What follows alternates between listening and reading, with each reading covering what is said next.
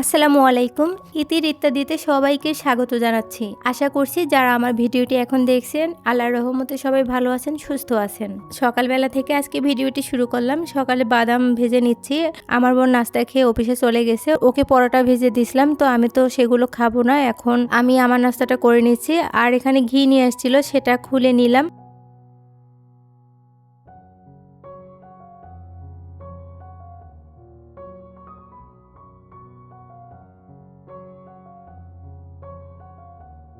ঘি দিয়ে আজকে ডিম ভাজি করে নিচ্ছি, একটু ঝুরি ভাজা করে নিব।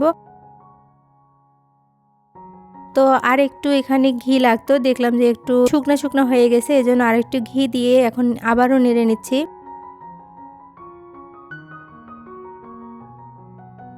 আর এখন একটা মালটা কেটে নিচ্ছি। ভিডিওর এই পর্যায়ে এসে আপনাদেরকে একটা রিকোয়েস্ট করে নেই, যারা যারা আমার ভিডিওটি আজ প্রথম দেখছেন প্লিজ আমার চ্যানেলটিকে সাবস্ক্রাইব করে দিবেন। আর যদি একটু বেশি ভালো লাগে তাহলে একটা করে লাইক দিতে পারেন।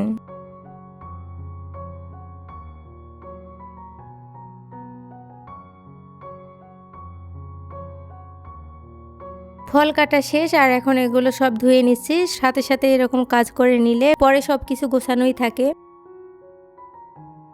সকালে নাস্তা ওইদিকে করা কমপ্লিট, আর বাসার বাকি সব কাজকর্ম করে নিছি। এখন রান্না করব, আজকে রান্না করব মুরগির মাংস। তো আমার না হচ্ছে আদা রসুন বাটা শেষ হয়ে গেছে। এখন এই যে আদা প্রথমে বেটে নিচ্ছি। আমি না আগে শিলপাটায় একদম বাটতে পারতাম না, আর আমাদের ওইদিকেও এভাবে বাটে না। আমাদের ওইদিকে বাটনাতে সবাই এগুলো পিষে থাকে।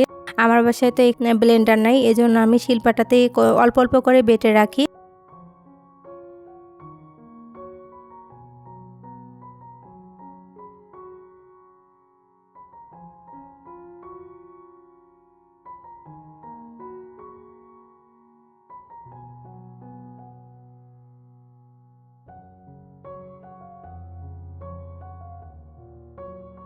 পরে রসুনও কিন্তু বাটলাম আর তুলে রাখছি।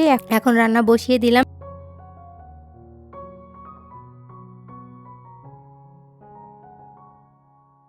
পেঁয়াজ খুব ভালো করে ভেজে নিলাম। আর অফ ক্যামেরায় আমি সব ধরনের মশলা, মানে মাংসের মশলাগুলো দিয়ে সবগুলো সুন্দর করে কষিয়ে নিলাম।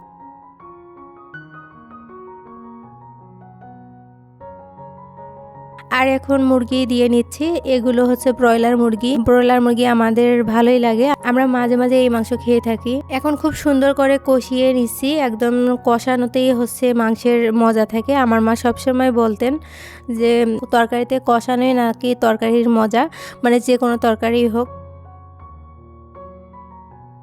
আমি পানি দিয়ে নিলাম। পানি আমি এখানে গরম পানি দিছি, গরম পানি দিলে তরকারির টেস্ট ভালো আসে।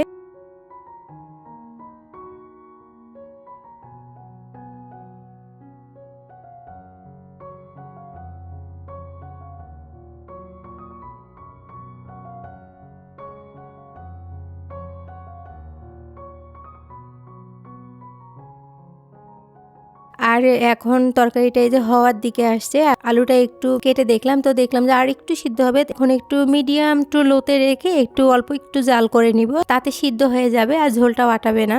আজকের মতো এই পর্যন্তই। সবাই ভালো থাকবেন, সুস্থ থাকবেন। আল্লাহ হাফেজ। আসসালামু আলাইকুম।